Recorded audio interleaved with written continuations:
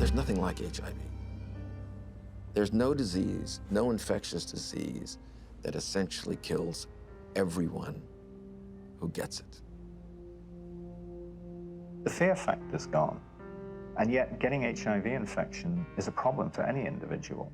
The fear should still remain because it's a virus that kills people. There is this sense of complacency that it's better, and it isn't better. And all these people, these 40+ million people living with the virus today will die of AIDS. Over the past 3 decades, humanity has rallied together for the AIDS cause. People from all walks of life have united across all social and economic boundaries, joining hand in hand for one common purpose: to end AIDS. And I want you to say the name of the person you're walking for. I'm walking for Robert Johnson. I'm walking for Rock Hudson. I'm walking for everybody that isn't here to walk for themselves.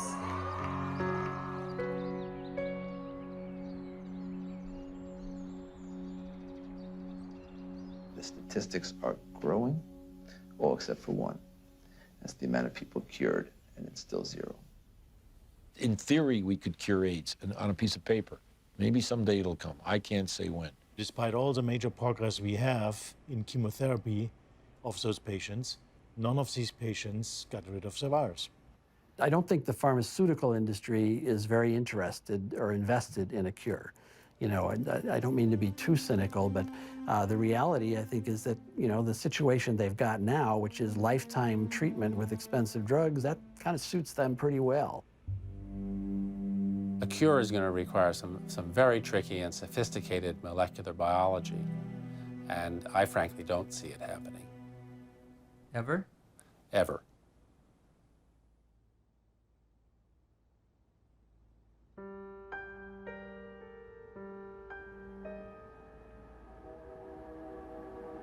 I was born in 1980, a year before AIDS exploded onto the public consciousness. I grew up beneath its shadow like a child raised under the threat of the mushroom cloud. You might say I am a member of the first HIV/AIDS generation. I've never known a world without it. This film is an account of my journey through the shifting sand surrounding HIV/AIDS. AIDS has been front-page news for nearly 30 years. Yet how much do any of us really know about HIV and AIDS?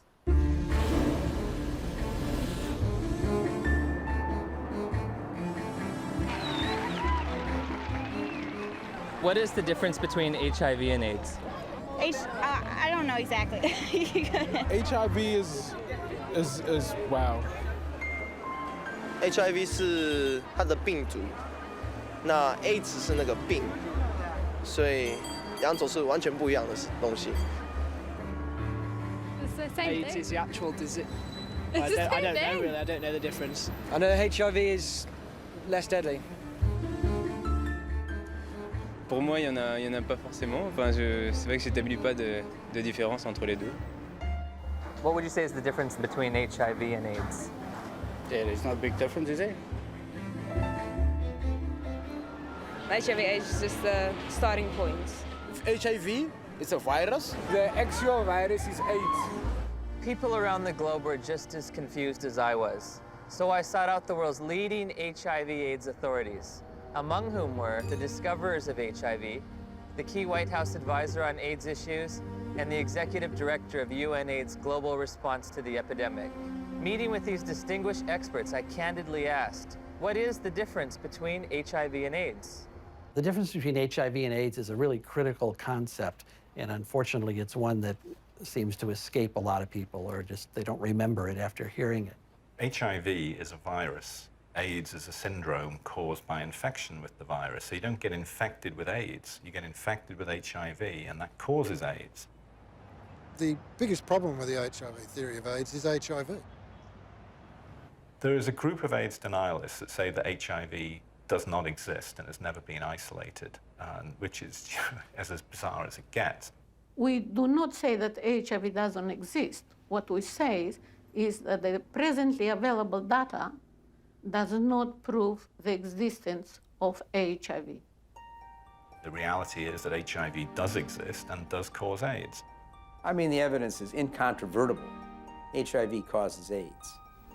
All right, that's a theory that's there. Let that theory be there. But let's have some other conversations. Let's have some other research. Let's have some other funding. Maybe something else is working here. No. Why nearly 3 decades since its discovery does there continue to be debate over HIV? Why is there no cure in sight? To answer these questions, I needed context. The past is prologue, so my journey begins with a step back in time.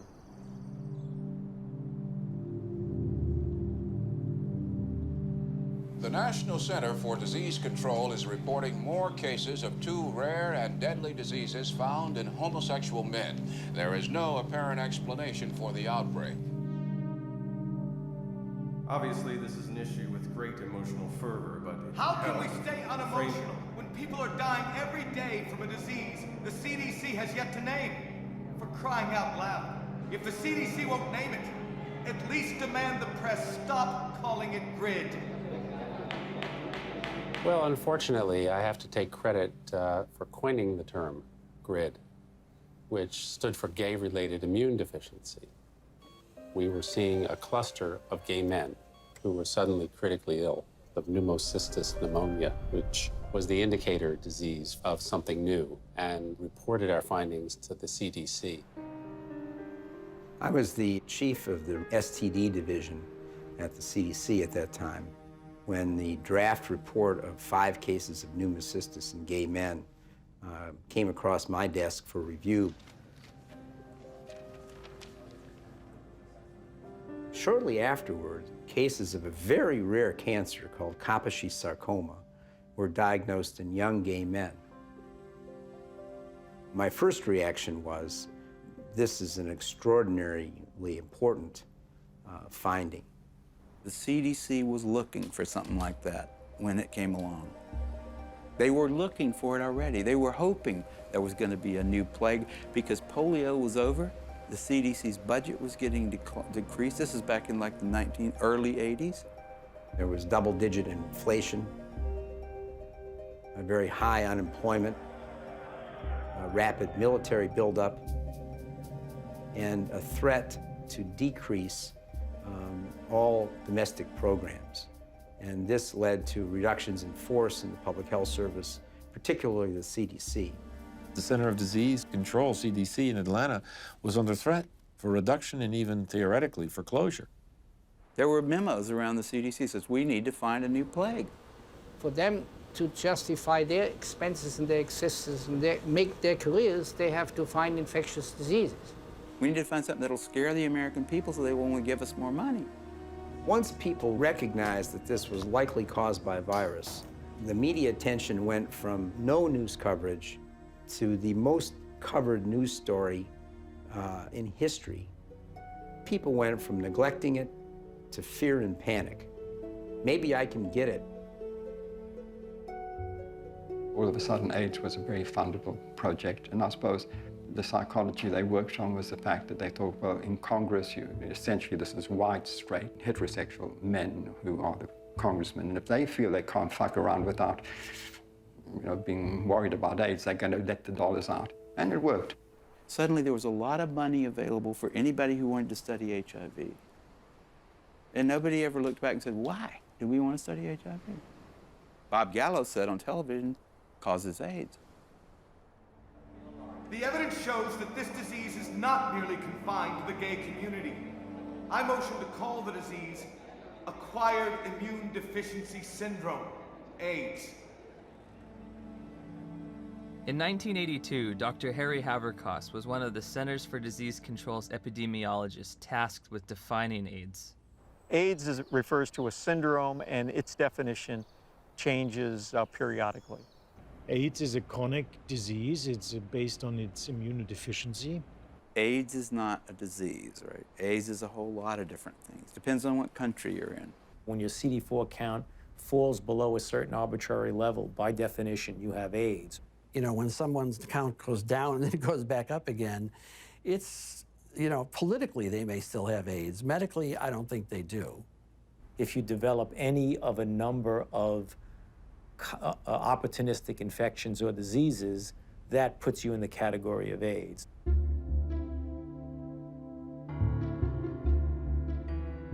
We don't even know what AIDS is. AIDS is so hard to define because they change the definition of it every year. The definition of AIDS has broadened over time. It was revised in 1985, and then again in 1987. The changes in the definition have been political. Every time they change the definition, the numbers go up. The definition has changed many times. The biggest change was probably in 1993, which they then, added the CD4 count and HIV, and, so you could not even be ill, but if you had a CD4 count consistently below 200, you now had AIDS. A closer look at the Centers for Disease Control's documents reveals that AIDS numbers actually declined in 1993, but a retroactive definition change increased the estimates by more than 100%. The more diseases they could lump into this AIDS syndrome, S stands for syndrome, the better the chances are they get patients under that umbrella, the more patients they could catch. As time goes along, definitions get used for a variety of issues, and some of those are not based solely on scientific decisions, but politics and capitalism and reimbursement comes into play. For example, a person with hepatitis C, even say here in San Francisco, if you've got hepatitis C and only hepatitis C, you're shit out of luck.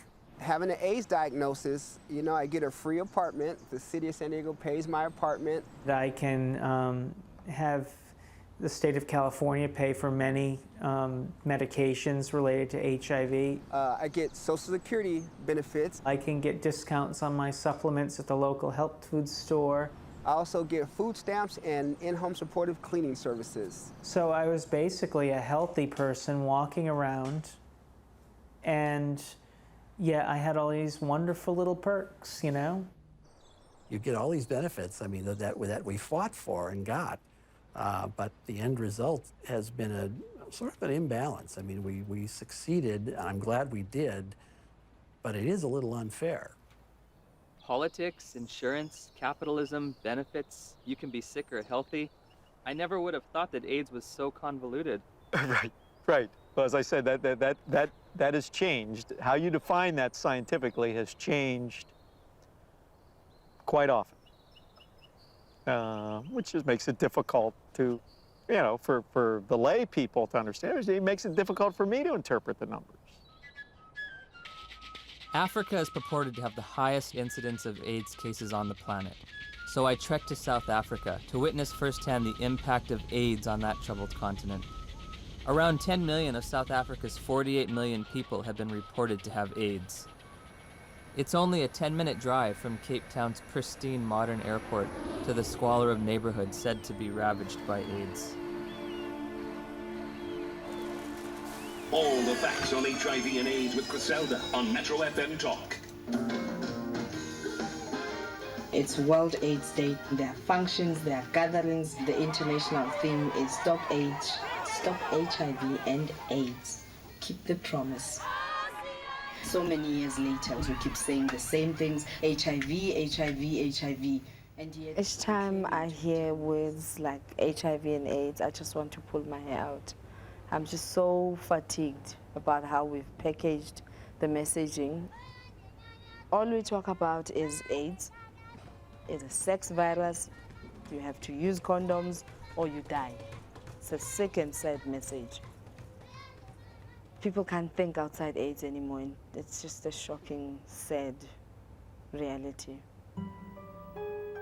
The first AIDS meeting on the continent of Africa was in 1985 in Bangui. We were there with a few people who had experience on AIDS in Africa. And one of our problems was, how can you diagnose AIDS in Africa in the absence of very sophisticated laboratory support? Even though by 1985 there was a HIV test, most of Africa didn't have access to it. So one of the things that we did in that meeting was to sit down and hash out the so-called Bangui criteria for the diagnosis of AIDS in Africa.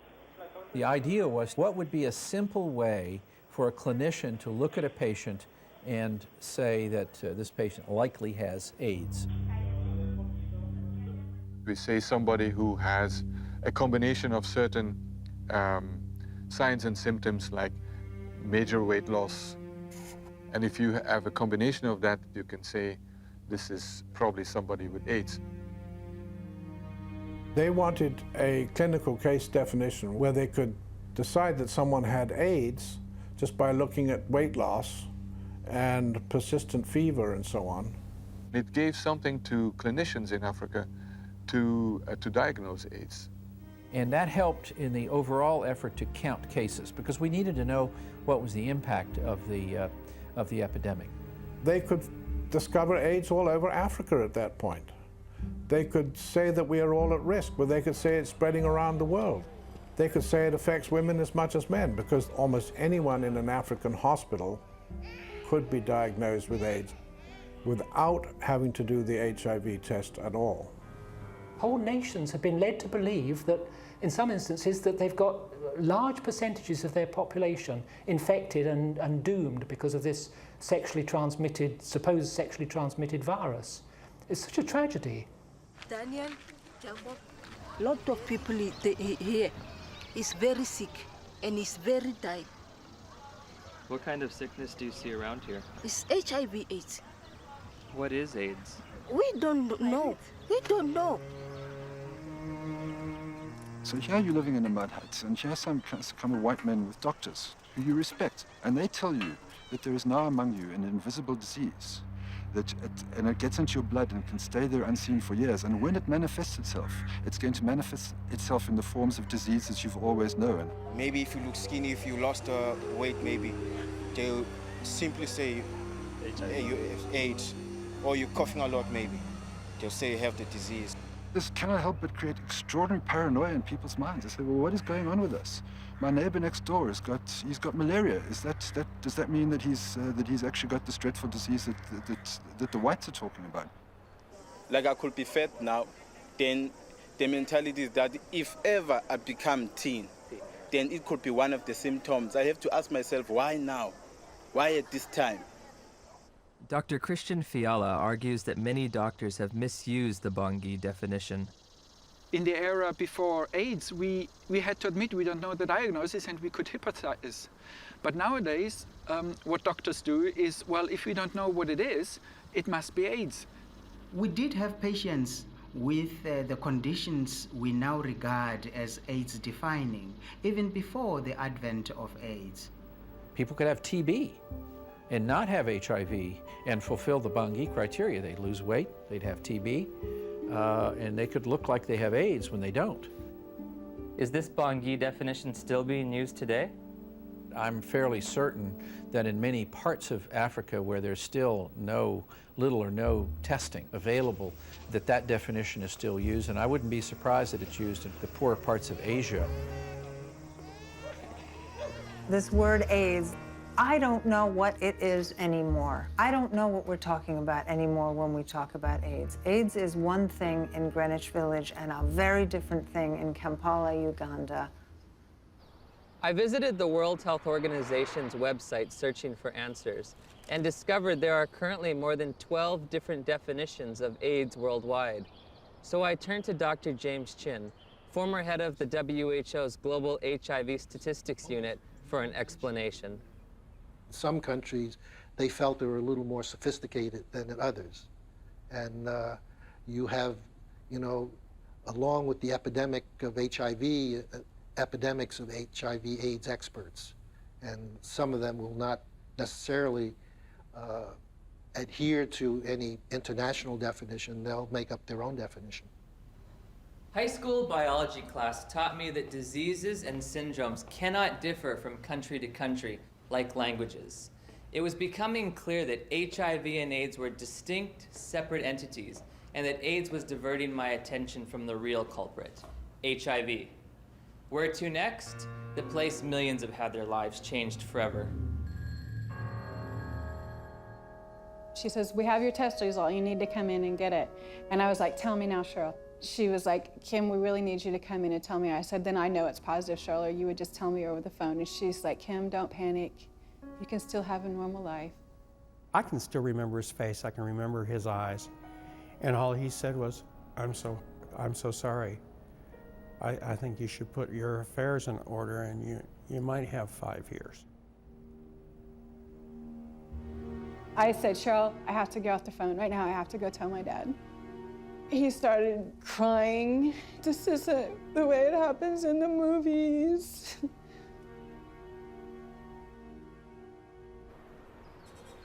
It's 7 a.m. here in Johannesburg, South Africa, and I'm a little nervous because I'm about to go in for my first HIV test. Have you ever gone in for an HIV test? No. No. No. No. No. Yes, I have actually, a few years ago. Were you nervous, apprehensive? I was very frightened. The nearest testing center wasn't in a hospital or in a doctor's office, but on the main concourse of a bustling train station, beneath a few portable tents. HIV testing facilities are everywhere, from street corner kiosks to shopping malls.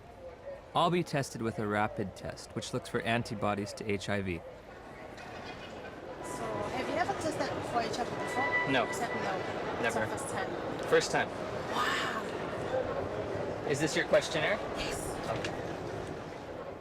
These tests claim to be HIV tests. I'm going to read from a section that says limitations of the tests. The specificity of the Reveal Rapid HIV Antibody Test for blood specimens in low-risk populations has not been evaluated. They don't know, in their terms even, how well this test is going to work in people they don't want it to work in, low risk. We don't think you're at risk. Tell me about your sex life. My sex life. Us? Okay, since you haven't exposed yourself, lied, sex, you're not homosexual, you're gay, you know your story. Yes. Let us go and find out.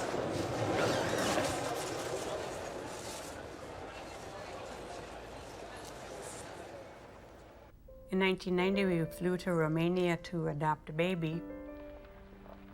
We found Lindsay, and she was only 2 weeks old. I can still remember that feeling, just holding Lindsay for the first time, thinking, now my dream is going to come true. I'll have one of those children. Before we left Romania, we had to make sure that she didn't have HIV. We had to find a doctor, and he did the test, and it came back negative.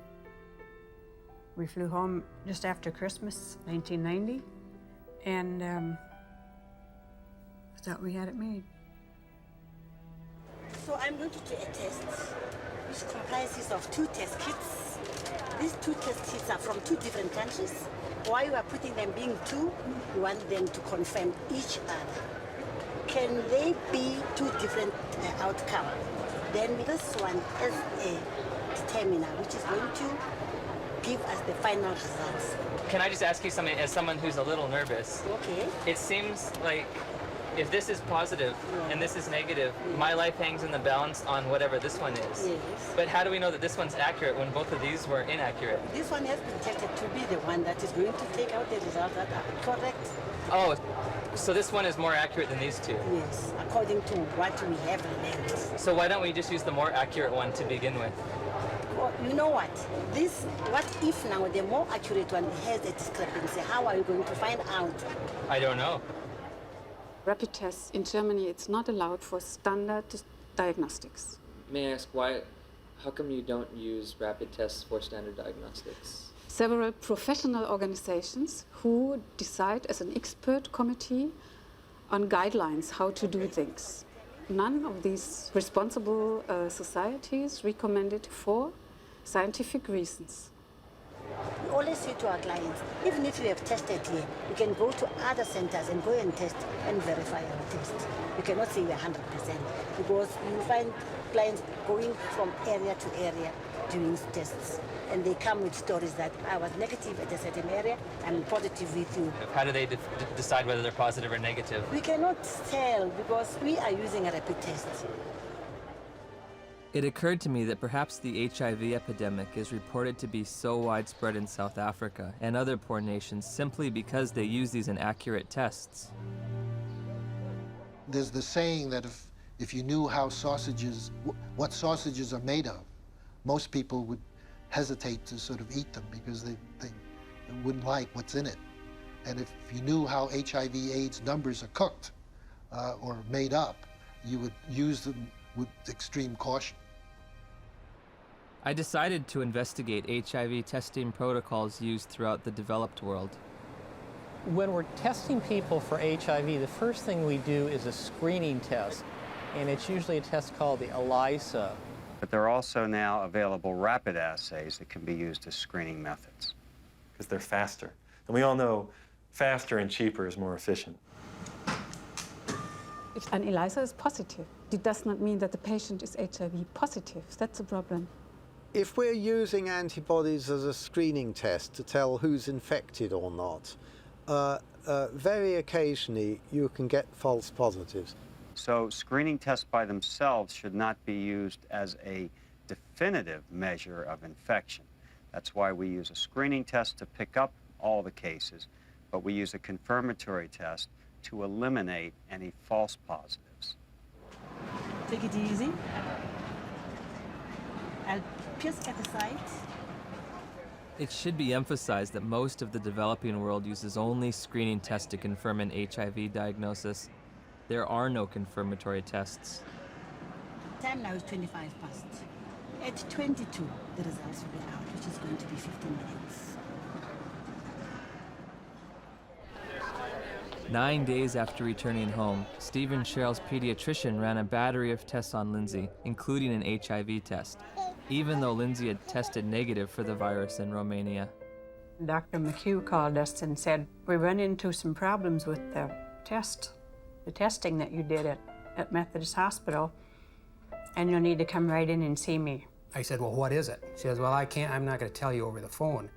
I said, I need to know exactly what this is. He said, you know, we got bad news that she tests positive. And he said, she'll have a 20% chance of living to age 2.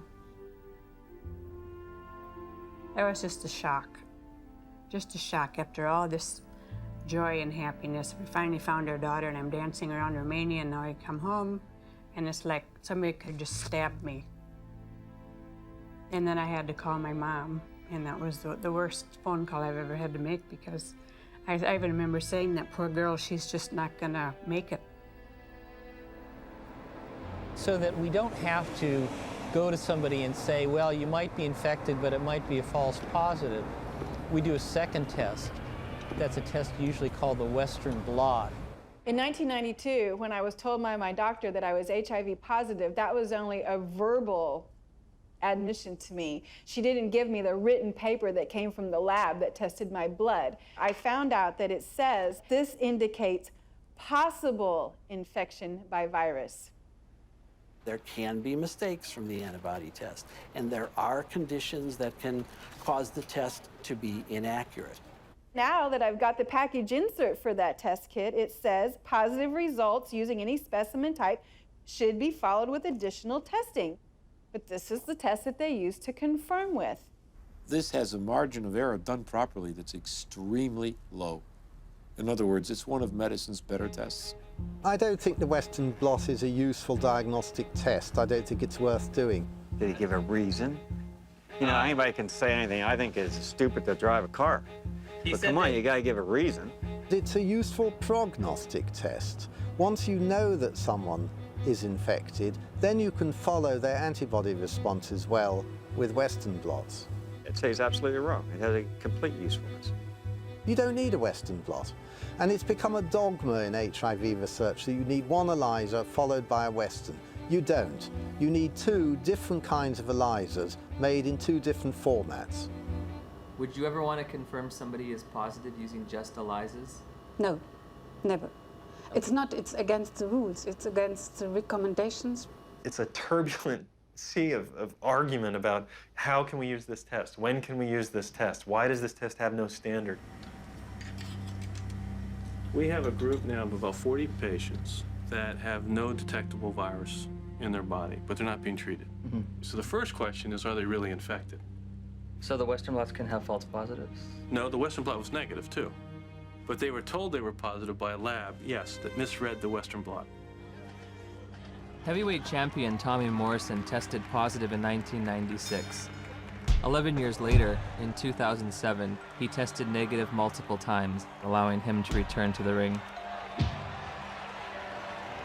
There's constant discussion in the community of people who do diagnostic testing and the blood bankers about how to read these tests. When you're looking at this Western blot, how do you determine what is a positive? You need a certain number of bands being present. It depends a little bit on the producer of the test. It depends on the manufacturer. Is there different criteria for what might be a positive? Yeah, there are different criteria from the manufacturer. Thank you for the word. And also there are guidelines from the WHO and UNAIDS. Well, HIV infection is diagnosed with rather now routine laboratory tests, which for which there are criteria for diagnosis established by the manufacturer, FDA. Claudia showed me the package insert that comes with the Western blot. It contains 8 different sets of criteria for diagnosing HIV infection.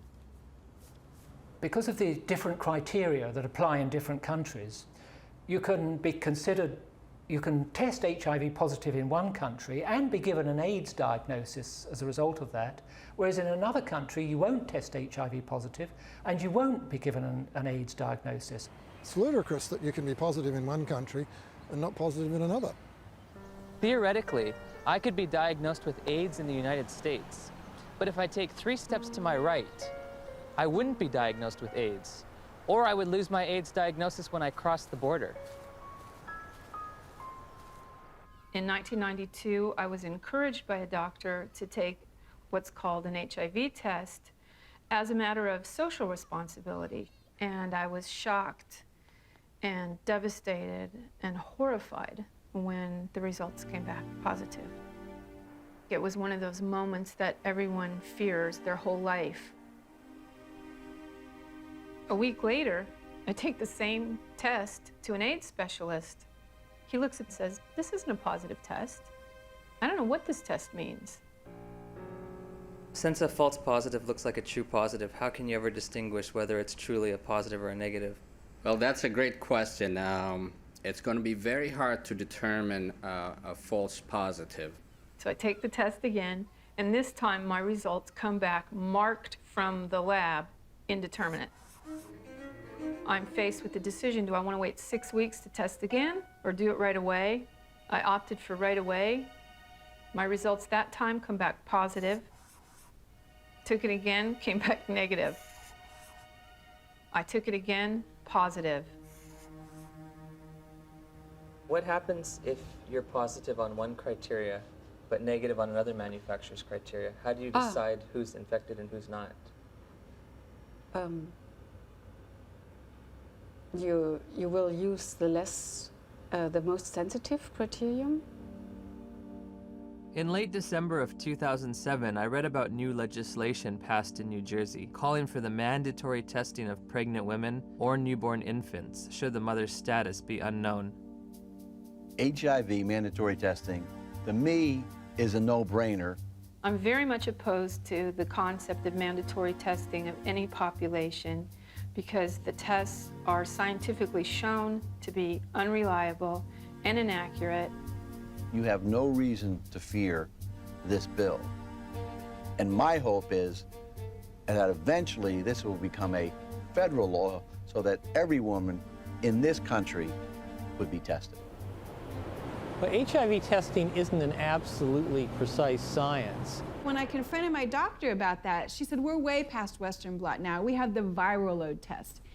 But when you get the package insert for the viral load test, it says, if you test positive, you are considered confirmed infected with HIV. But at the bottom of the page, in fine print, it states a person should have additional testing. It does not allow you to tell a single person on this planet that they are HIV positive. And it's a scandal that this test continues to be used. So again, I'm asking, where's the test? Where's the test that can confirm a diagnosis of HIV infection? And I can't find one. I have the package insert from the manufacturer which they supplied me with.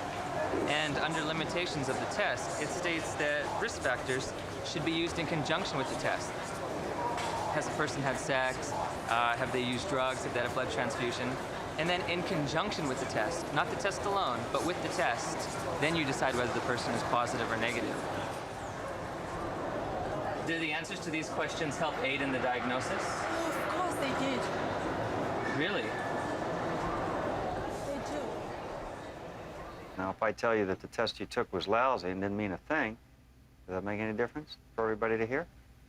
It'd make a difference for me. Yeah, I know. How can we say that HIV is the cause of AIDS when we don't know, based on current tests, whether or not anybody diagnosed positive actually has HIV? President Thabo Mbeki will officially open the AIDS conference tonight. Delegates here are hoping he will finally separate himself from the AIDS denialists. We remain convinced of the need for us better to understand what would constitute a comprehensive response in a context such as ours, which is characterized by high levels of poverty and disease. As I listened and heard the whole story told about our own country, it seemed to me that we could not blame everything on a single virus. I thought this man must be an idiot. Everyone in Africa is dying of AIDS. I know this because I read the New York Times. It's beyond doubt. Rion Milan was hired by Rolling Stone to investigate and debunk President Mbeki's misguided ideas. Where to begin? The numbers. My very first action, I opened Johannesburg's Yellow Pages. I thought that I could illustrate this with a scene that began in a coffin factory in Johannesburg, where workers are working overtime trying to create caskets for these mountains of people who are dying of this condition. And I discover that in the midst of what UNAIDS says is a plague, is that half of the coffin factories in Johannesburg have gone bankrupt. In South Africa alone, it's about 1,000 people dying every day from AIDS. If you're an advocacy agency and you perceive low numbers to be bad, your bias may be to accept higher numbers, even if they're not scientifically sound. I know Jim Chin quite well, and I was the chairman of the steering committee on epidemiology of the global program on AIDS in WHO, when Jim Chin was in charge of epidemiologic estimates. And we could never get information how the WHO estimates were made then. So we were very critical in these days because we felt it was not based on enough evidence. It's possible that he didn't read the materials we sent him, or he didn't understand them, but we did send information to anybody that wanted to know about the estimates, because they were pretty transparent. In an attempt to get to the bottom of the statistics debate, I've come to Geneva, Switzerland to look at the World Health Organization's official numbers. And what we found, there are no numbers, only assumptions and estimates. How are the monies divvied out to states for AIDS prevention or AIDS treatment? How is government monies sent out to different states and communities? The more AIDS you have, the more money you get. Exactly.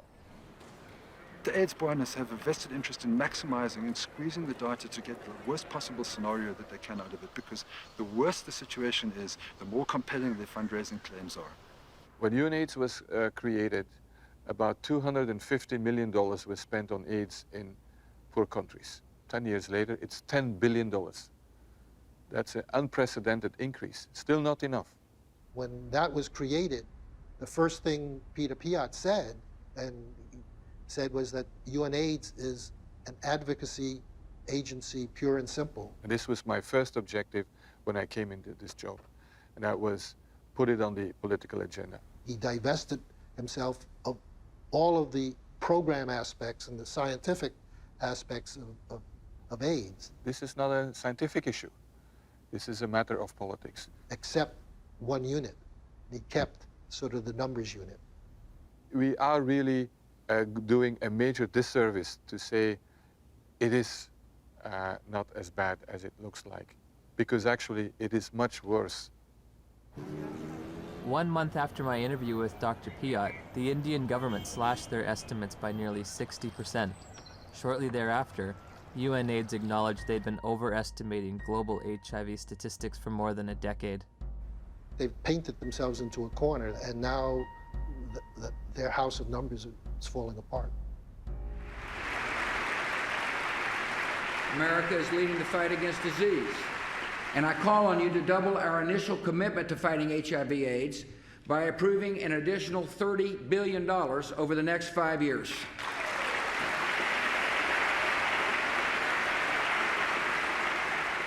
Noble corruption, misuse of statistics, in order to convince people that there's one hell of a problem out there, guys, and we've got to go and do something about it. If you look at the real world, you know, how many people are infected, diagnosed to be infected, and eligible for treatment? There are very few compared to the number. In April of 2008, Congress approved a $50 billion expenditure for AIDS treatment and prevention. The vast majority of the world's population is not at any measurable risk of HIV infection. No measurable risk. Growing up in the age of AIDS, I was taught there were 3 certainties in life: death, taxes, and contracting HIV from unprotected sex. If you don't use a condom, there's a lot of chances that you can actually get the killer disease that is AIDS. I did a study of the heterosexual transmission of HIV in California, and we recruited individuals who were infected with HIV. Then we recruited their sexual partners, and we looked at whether transmission, in fact, had occurred.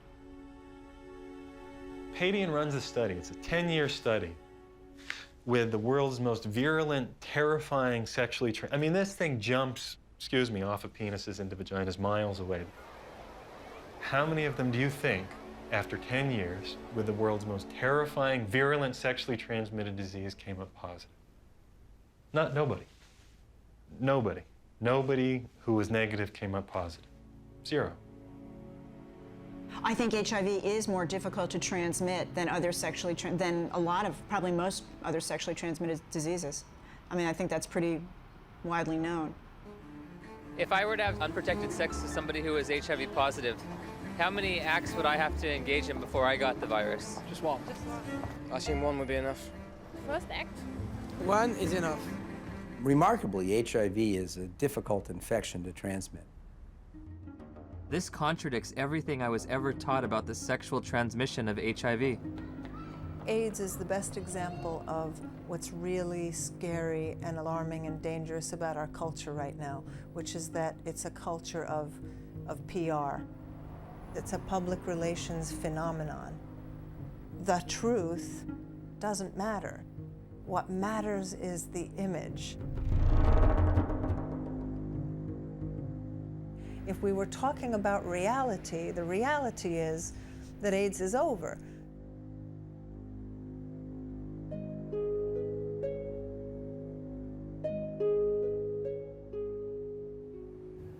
Somebody decided in the early 80s that there's this infection called HIV. And upon deciding that, I don't think it was debated enough. In 1983, Dr. Luc Montagnier and his team of researchers identified what they thought might be the cause of AIDS. I really was excited because we knew it was a new type of virus, not shown before in man, and very likely to be the cause of AIDS. Of course, at that time, we didn't have the full proof of what's the cause of AIDS. That initial work was rapidly reinforced by additional virology and serology studies in Bob Gallo's lab in Washington. Gallo got pushed by the Reagan administration that wanted to do something on AIDS finally. They literally told us to just close CDC's lab down. We don't care about it. There's a bunch of gays, who gives a shit? And that was really their whole story. So the whole thing that they rested their political response was, well, we discovered the virus. Good afternoon, ladies and gentlemen. The probable cause of AIDS has been found. Credit must go to our eminent Dr. Robert Gallo, who directed the research that produced this discovery. What was new that day is for the first time we were saying, that's the cause, I'm sure. It was a silly press conference. There was not evidence then that HIV was the cause of AIDS. It wasn't called HIV. There was certainly evidence that he didn't discover it. It was discovered in France. The conference was held before any of Robert Gallo's papers were published. Therefore, before any other scientist had a chance to review them and look at the evidence and see if he got it right or wrong. Gallo's philosophy was to have people to whom he would give the virus be in his own control, so that any information that came out of that would come through him, so that he got all the information. Indeed, often put his name on publications and would, quote, collaborate with them. But should you have any broader view other than his personal glory and your personal glory, this was not a scientific pursuit in any way. The U.S. Department of Health and Human Services decided from now on, we are only going to fund AIDS research that assumes that Robert Gallo's virus is the cause. I didn't think that HIV in 1984 was the cause of AIDS. That's why I did the study comparing gay men with Kaposi's and gay men with pneumocystis. I assumed there must be something else. If you go read my paper from 1985 that Kern and Jaffe would not sign on to, I actually lay out the cofactor hypothesis in that paper.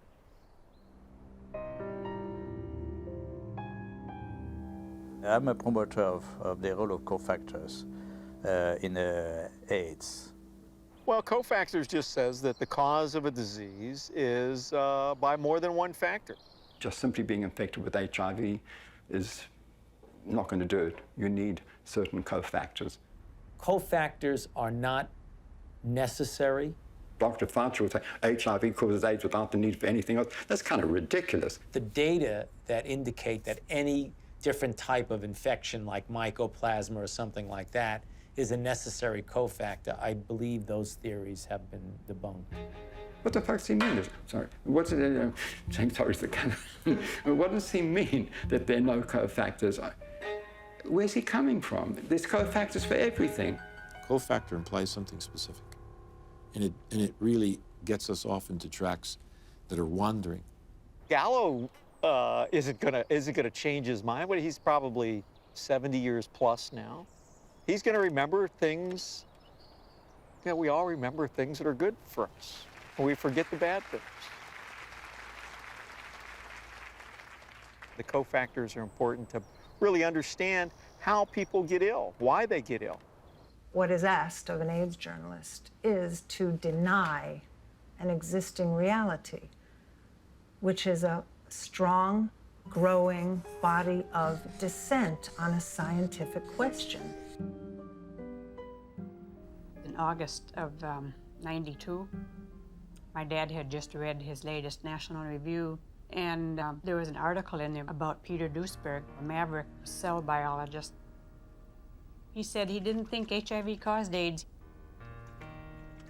To deny that this well-identified, well-characterized virus is linked with AIDS is, to my mind, just potty.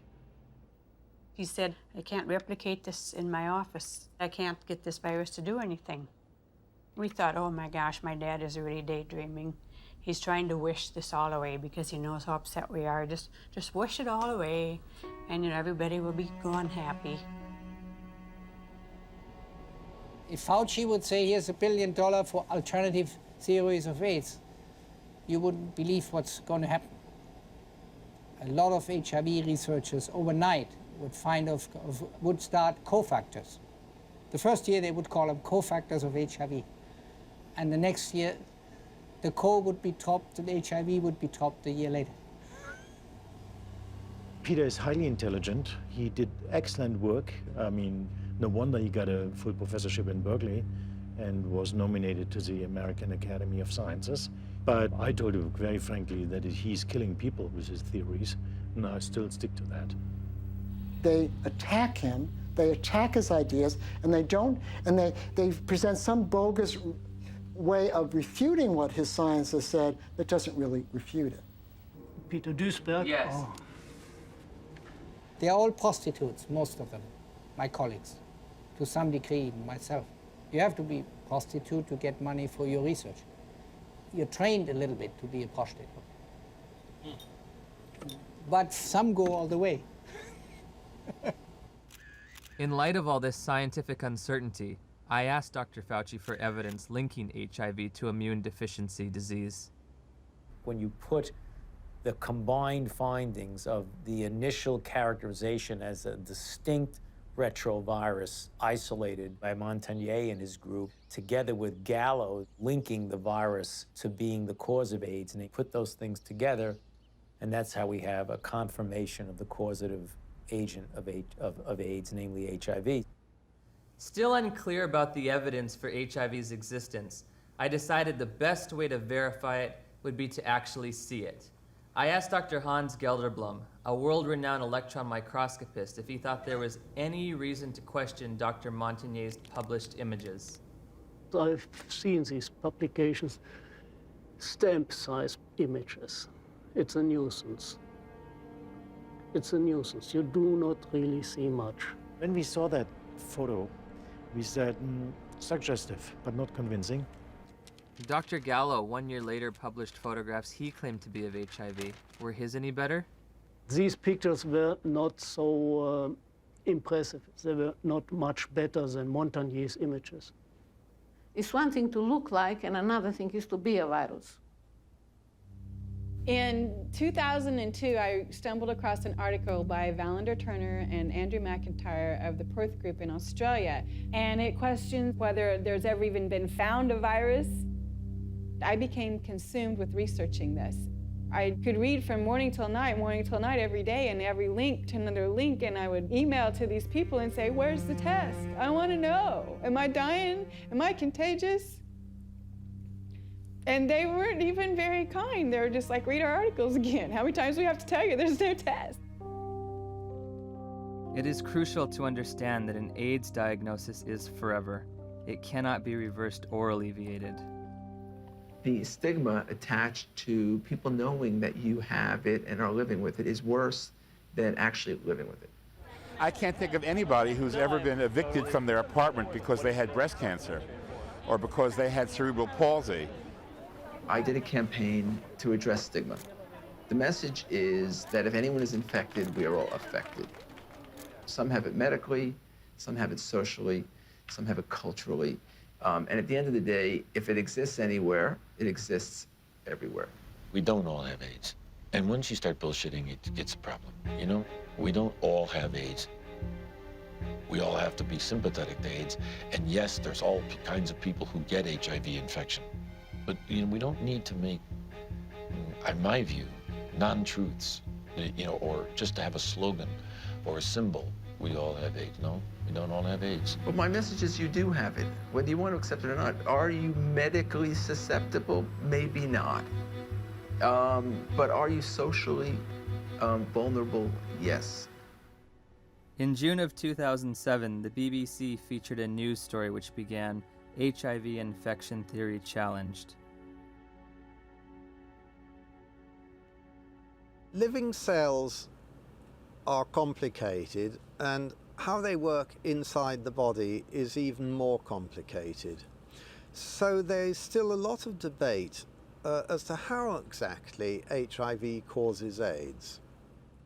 In March of 2008, the Washington Post went on to state that multiple surprises have reminded researchers how much they still don't know about HIV's biology. HIV has got to get inside the circulation of the body, and it does that in ways that are not completely understood. The prime target for HIV is a T cell population called CD4 helper T cells. The way that the virus gets into the target cell, it fuses its membrane to the membrane of the cell. I don't understand the fusion process. I don't think anybody completely understands it. We have a relatively poor understanding of how viral proteins interact with proteins in the cell. How come our antibodies aren't able to keep HIV in check? It's an excellent question. That's one of the great stumbling blocks. They can't prove that HIV is the cause of AIDS, okay? They cannot prove that HIV is the cause of the collapse of the immune system, no matter how many scientific journals says it is. When you go to the basic research, it doesn't prove it. We are almost convinced that there is other factors that are involved in the loss of CD4 cells, and we don't know yet all the mechanism. How HIV depletes the T cells so an individual advances to AIDS is probably due to multifactorial elements. One is it will kill the cell eventually that it infects. HIV does not necessarily kill the cells it infects. Some T cells are directly killed by HIV, and other T cells keep the virus in check. It's a silent state within the cell. And I think in many cases, these cells can return to a normal function. Can that cell return to a normal state? I don't think so. When I was told I was HIV positive, I accepted that on a very deep level. But only by having the courage, the open minds, and the open hearts to answer these questions are we ever going to know how to help people, how to do what we need to do to help people. In late 2007, Science Daily reported that 3 prominent research teams had published papers in the Journal of Immunology challenging the theory that the sudden loss of T cells triggers disease and AIDS. The details of HIV pathogenesis, how HIV kills people, are still being worked out. If the sudden loss of T cells in HIV-positive individuals can't explain why people get disease, then there must be cofactors that cause people to get sick and die, or factors that have absolutely nothing to do with HIV. While researching HIV hotspots, I began to realize there is a direct correlation in these places with another condition that leads to immune deficiency and death. I think it is important to keep in mind, especially for us in the West, that poverty is not a romantic issue. It is a deadly issue. Poverty leads to diseases and premature death, period. When you look at the symptoms that they talk about, for people that are HIV positive, you find that some of them, they are more related to malnutrition. Their nutrition is not very equilibrated. They are in oxidative stress, even they are not infected with HIV. So their immune system doesn't work well already. People are hungry, they're underdeveloped, there are no hospitals, there's no proper medical care. You take away poverty, you're giving people an ability to fight infections. These are toilets? Yeah. We don't have flushing toilets. When flies get into the toilets, they actually come back to touch our food, you see. And look, we need to take that food. And we don't know which infections are there. So how do you expect people must survive in these places? Look there.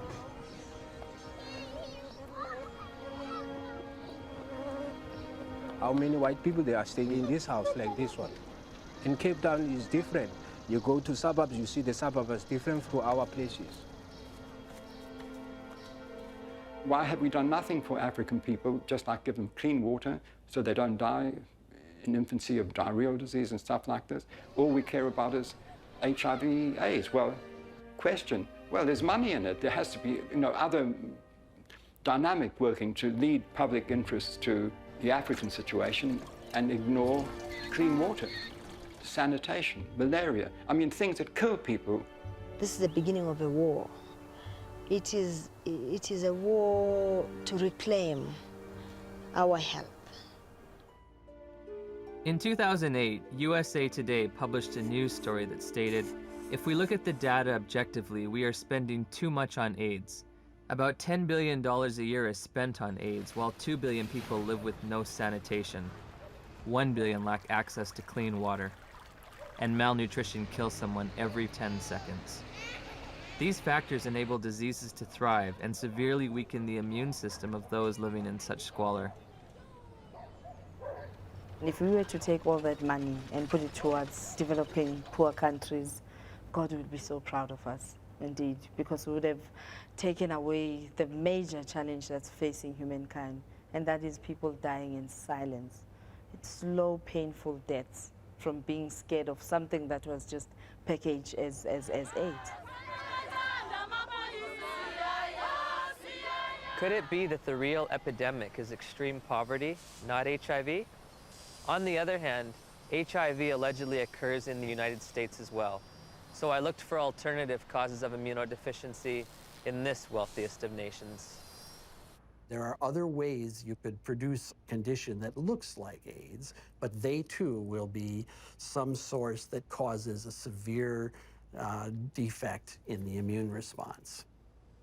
19 million Americans now, 19 million are taking illicit drugs every day. But we don't talk about this. This is politically incorrect. There have been a number of theories as to what the origin of HIV/AIDS is. One of them was a theory that certainly turned out to be completely incorrect, that it's a lifestyle phenomenon. There's a large epidemic of STDs in general in the late 70s, and particularly in gay men. In San Francisco, New York, Los Angeles were meccas of the new lifestyle, which came from the liberation in the post-Stonewall era. The more partners you could have, the more you were striking a blow for gay lib. I remember talking to one of the people who was at the forefront of that lifestyle. It very much felt like if he did have another bout of syphilis or gonorrhea, whatever it might be, that it was like a notch, a victory notched up for his right to exist as a gay man. I went on a vacation to Los Angeles, and it wasn't that wild, but one night I went to a bathhouse. I came home with, get this, at the same time, syphilis, gonorrhea, and 2 forms of parasites. I have no views about that, you know, in a judgmental kind of sense, but certainly from a public health point of view, that's kind of a prescription for disaster, because AIDS first occurred in these men who were not healthy for reasons that were obvious to everyone. You're talking thousands of partners, sometimes hundreds, per month, lots of antibiotic use, lots of drug use, and the result were people were getting pretty sick. There's a drug called amyl nitrate that was developed in the 1850s and 60s. Came in ampules, and they became known as poppers because you'd pop them when you open these ampules up to sniff them when you had coronary artery disease. The first AIDS cases, for example, that Mike Gottlieb reported were all 5 gay men. They were young. They all used poppers. Poppers, something you walk around huffing all night. I mean, it says flammable, fatal if swallowed on the side of the bottle. They're walking around huffing it all night long. Why? Gives you a great rush. Poppers was a sex drug. They were in every gay bathhouse, every bar, every porno bookstore across the nation. Poppers were visible on the dance floor in the discos. At the end of an evening, the bartender would announce last call for alcohol, last call for poppers.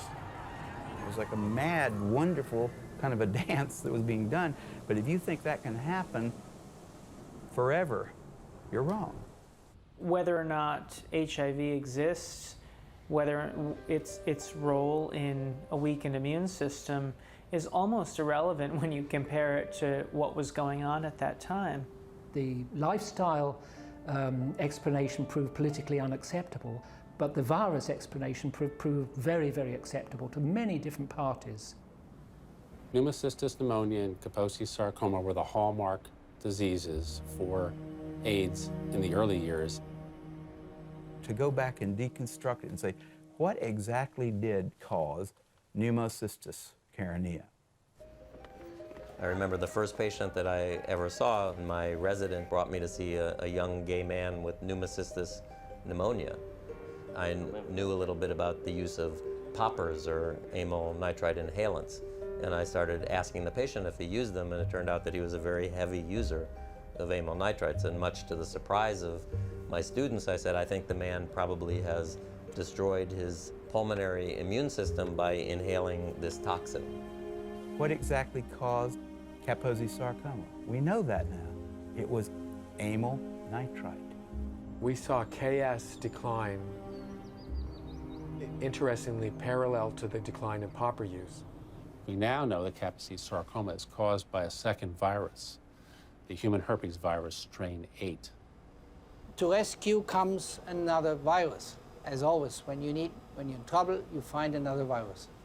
If one wants to look at really what causes this, we've got to look beyond just HIV and just beyond HHV8. Calling it a disease, see? And to give it that name, AIDS. So everything's included under that, and you don't have to just say, I mean, if you just said, you know, these people are getting a lot of weird diseases, all kinds of diseases, it wouldn't have had the same impact. It was much better to say, there is an infectious organism on the loose in America, and it could get you.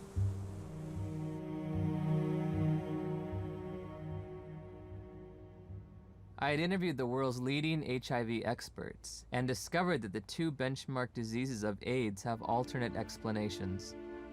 Once again, I turned to Dr. Gelderblum, seeking proof of HIV's existence in the most recent images available. Here, you do not see anything about the details, but I would say it's probably a virus. These are HIV here? Yeah. Oh, so are these HIV too? Yeah, yeah. Everything's Probably. Probably. Yeah. What can I tell you? You know, I mean, it exists. Gallo said he had all these viruses, and it was a lie. I think HIV totally has turned out not to be the cause of AIDS. HIV has turned out not to be. Gelderblum's images, said to come from isolated HIV cultures, provided no proof for HIV's existence. So I asked Nobel laureate Dr. David Baltimore and Dr. Robin Weiss how they would isolate and photograph this elusive virus. Well, didn't Dr. Gallo do that? I mean, he actually isolated it, so. Yeah. I mean, why should I do all of this? This is all textbook stuff you're asking me. I'm not quite sure what's behind your question about isolation. I don't want to be your textbook, you know? Okay. I got other things to do. They're embarrassed. The scientists have been embarrassed about this. They know that it's flawed. In 1987, the CDC made two mind-boggling changes in the definition of AIDS, which are in effect today. You can be diagnosed with AIDS without ever having an HIV test. In 1987, I had a lesion on my arm, and it was KS, Kaposi sarcoma. The doctor diagnosed you with AIDS without an HIV test? Yeah. You can be diagnosed with AIDS if you've tested negative for HIV. Alvin Friedman Keene found 16 patients with Kaposi sarcoma among gay men in New York City in the 80s. They did not have HIV infection. Yet they had AIDS by our definition, right? In a World Health Organization publication, Dr. Chin writes, "It should be emphasized that the surveillance definitions for AIDS were not intended to be reliable indicators of HIV infection." If you have thousands of documented cases of AIDS without HIV, how can HIV cause AIDS? Why do you believe that HIV does cause AIDS? Because that's all the information that I've been given. Because we've never been taught anything different. We have read it, heard it. Because that's what the scientific community has told us. Scientists are supposed to observe, experiment, and reason from what they observe. They're not supposed to grab hold of an idea and cling to it and adjust everything else in their perceptions to fit that idea. I think an HIV positive test means that your life is forever changed. You have a whole new battery of things to consider for yourself. What does it mean to me? It's very hard to find anyone who supports you when you say, I don't think I'm going to die of HIV or AIDS. The typical model of HIV equals AIDS equals death. How invested am I going to be in that model? Everyone who's infected with HIV would like to deny it. I mean, it's a bad prognosis. It means you're going to take drugs for the rest of your life, et cetera, et cetera. So there's people who want to say, I'm one of the people who tested positive, but I'm not going to get the disease. Do I start treatment? Treatment meaning the antiviral drugs, if ever. We started taking Lindsay to a doctor at the Children's Medical Clinic. She gave us a prescription for retrovir syrup, which is AZT. It was so important for us to get something to help our baby that we sat on the floor in the pharmacy and gave her first dose. Shortly after Lindsay began AZT treatment, side effects began to emerge. Her eating habits changed quite a bit. She didn't eat well. She was hard to handle at the table. And then the leg cramps started. Once that started, it got progressively worse. She would just grab him and go, ow, you know, screaming in the middle of the night. Just like it was it wasn't an ache, it was like, must have been sharp pains. It just made you feel sick to your stomach. Any drug active on HIV will be toxic because it's not 100% specific on the HIV enzymes. When we switched over to the university, then the dosage of AZT went up, and that's where she started flattening out on her growth chart. The doctors would try to put a positive spin on how well she was progressing. It was mainly in the T cells that weren't always a positive situation. Yeah, the T cell count would go down, and then the doctors would say, well, maybe we better raise that AZT dosage, get that T cell count back up. We were going, I think it's kind of making her sick because she doesn't want to eat. She's having leg cramps. And they'd say, well, it's the HIV, and that's what it does. It's all part of the package. The treatment causes a very similar condition we would expect from an AIDS patient. That's why nobody noticed that there was something wrong with the treatment. I remember in 1992, after I first tested positive, I became involved in an organization called Women at Risk. There were 11 of us at the time on the board and involved in the group. All of us except 3 were on the medications. In the year and a half that I was involved with Women at Risk, every single woman in that organization on the drugs died. Every single one, except the 3 of us who weren't taking them.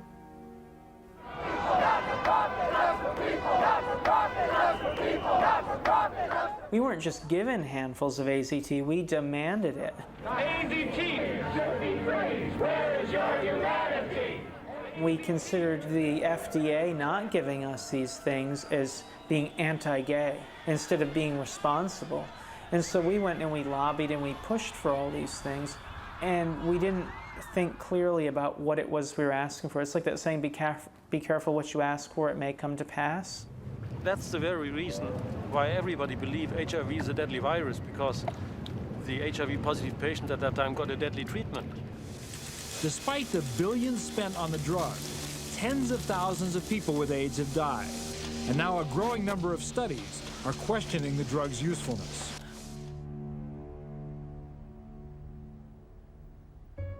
We just decided between ourselves in November to write to Peter Duisberg and say, sorry to bother you. Are you for real? And if Lindsay were your daughter, what would you do? On November 11th, we got a big package, and he said, you must take your daughter off AZT immediately or she will die from it like Kimberly Begalis. That is AIDS by prescription. You get immunodeficiency and you die from the tox. That is AIDS by prescription. When AZT became widely available in 1985 and 1986, I cautioned my patients not to jump on the bandwagon and start being treated. I didn't want to see my community poisoned by an ineffective therapy. I think in retrospect, the dose that we started with AZT was a dangerous and poorly tolerated dose. Nobody wants to realize what was the real effect of this overtreatment. That means that we killed a whole generation of AIDS patients.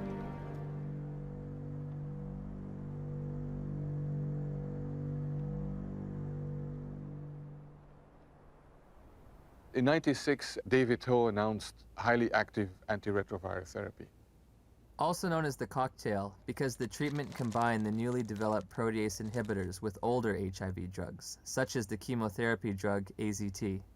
That was a revolution. What was an 100% fatal illness now could be treated. The AIDS medication today is not that toxic than it was in the early days. And it's a potent drug regime. That means it kills almost everything. I play around with treatment interruption because I think the drugs are toxic. And if I do the drugs continuously without interruption, I think that they'll have a cumulative damage. In the years that we've been using the cocktail, we've found that there are lots of side effects. In South Africa, I spoke to a couple of pharmacists specializing in HIV treatment. How often do you see side effects in patients? Yeah. All the time? All the time. Almost all the time. We saw the lipodystrophy, the buffalo humps at the back of the neck, then the lipoatrophy, which is the loss of fat in the face and the arms, giving people a very gaunt look. The risk of heart attack seems to be increased in people on these drugs. With what we have now, the side effects eventually are going to outweigh the benefits. So patients really do better for the short term, but in the long term, they die also. In 1994, Audrey Serrano tested HIV positive. While initially healthy, she was prescribed AIDS drugs which nearly killed her and left her scarred for life. In December 2007, after multiple negative tests, she was awarded $2.5 million in damages. Some people are very fortunate. They don't have these side effects, but many people do. So prolonged treatment is impossible. I know people that are like horses, have no impact with some drugs, no side effects, and somebody else falls apart. The new generation of antiretroviral drugs are less toxic. They can be more tolerated. But for how long? I agree. We cannot give a treatment for life. It's not like insulin, you know, it's something which is toxic. Has a patient ever died from the side effects? Yeah, sometimes it happens. AIDS drugs are all classified as black box drugs. A black box drug is the most severe warning that our FDA will put on a product. It means you could die taking this because other people have died taking this. My sister Joyce was my best friend. She's a great mom and just a very lively person. In 2003, Joyce found out she was pregnant with a second child. She was offered an HIV test as standard prenatal care by her obstetrician. She called me at work and she was like, I got something to tell you. And I was like, well, what is it? She said, I'm HIV positive. So I took a deep breath. I said, well, it's not the end of the world. And she said, well, Nell, I met this doctor today and he's a specialist. And he says that there's some medicines I can take that'll keep my baby from being HIV positive. Nevirapine. Warning, severe life-threatening skin reactions, including fatal cases. One morning, she was covered in these welts and this rash. It was all over her face. It was all over her chest, all over her arms, her hands. When they're talking about a rash that can kill you, they're talking about a drug that targets the actively replicating cells in your dermis, in your mucosal layers, in your intestine, and stops them from working. And what happens? Goodbye skin. I would never take them. I don't have a problem with other people taking them, but I, as Griselda Kananda personally, looking at the side effects that they come with, looking at the toxins that they present in my body, not now, not ever. I have patients tested in 1985. They were all advised to take treatment, but they declined the treatment for different reasons. Because they didn't want to take toxic drugs because they were feeling well at that time. And how are they doing today? They're still living. Healthy? Yeah. Once we came to the conclusion that this was the drug that was causing this problem, irregardless of what the HIV was going to do, she was going to come off the drug no matter what. If taking her off the drugs meant that she could sleep through the night and be happy for 6 months, that would be worth it rather than live in agony for 2 years or 12 months. You hear a lot of doctors, you hear a lot of educators in AIDS, you hear a lot of people talk about it is probably the drugs that are going to kill us before the disease does.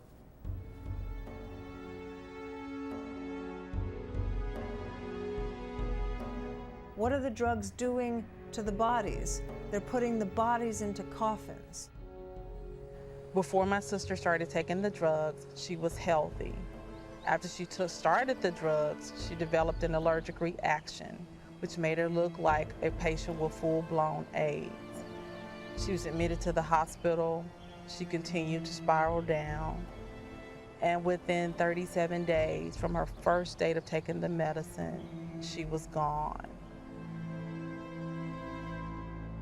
When news of Joyce's death reached the NIH, emails were exchanged between the director of the AIDS division and an ethics and safety officer. Ed, there was fulminant liver failure resulting in the death on this trial last week. Ouch. Not much we can do about dumb docs. They're cynical enough to introduce drugs that they know will have toxic effects and will carry a certain mortality, and they know that the life of the drug before this mortality becomes too obvious to ignore is, say, 2 or 3 years, and they work out what the sales are going to be in those 2 or 3 years, and then they know they're going to have to reduce the dose. Joyce has 2 sons. Jamal he's in his senior year of high school this year. Sterling will be 4 years old. And in my mind, they were robbed of their mother. If someone's going to be giving me a diagnosis of certain death in 5 to 7 years, I want scientific proof. This isn't a religion. My interest in questioning and breaking and exploring does HIV cause AIDS is an instinct to liberate people from a death sentence that isn't theirs to carry. After we took Lindsay off AZT, her weight did go up.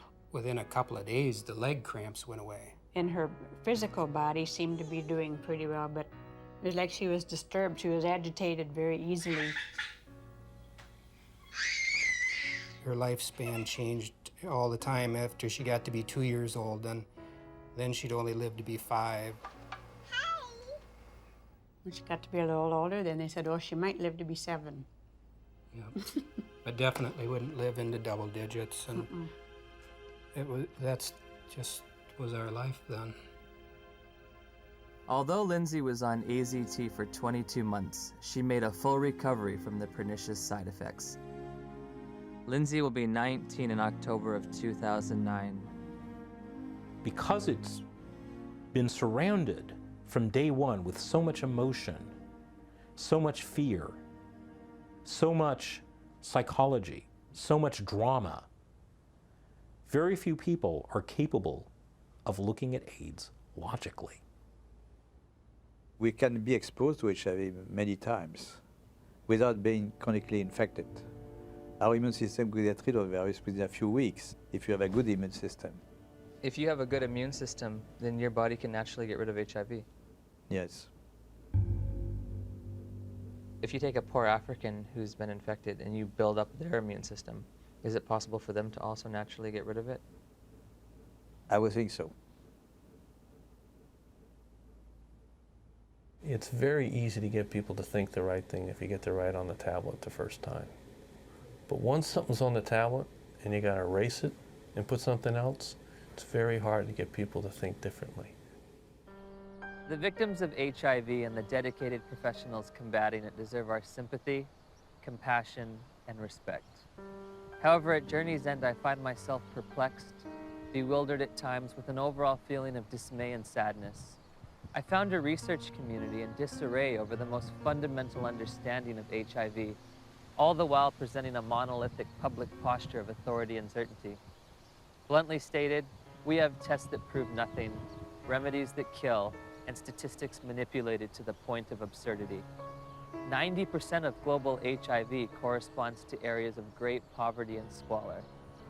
Ironically, while we may have been pursuing a phantom killer, a shape-shifting assassin, perhaps the real enemy has been hiding in plain view, clear as day, and as old as time.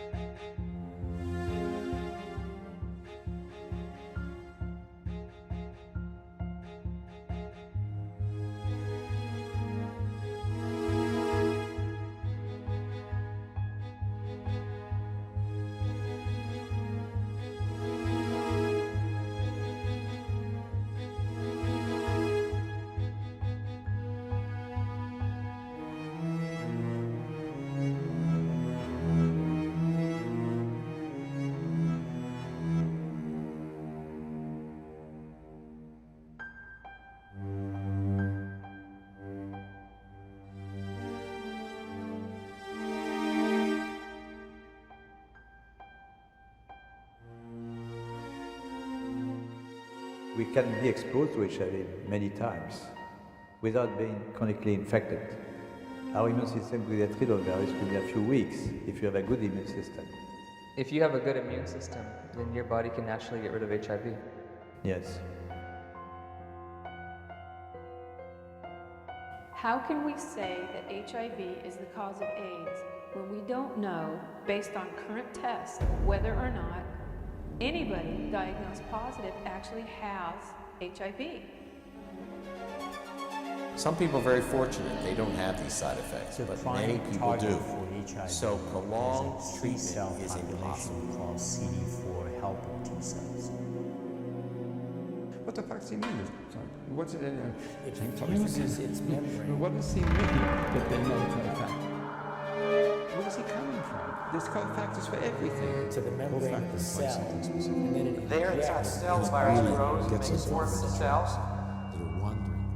Gallo isn't going to change that. It's put out in the circulation, finds other CD4 He's cells going to remember infect. There is an ongoing battle.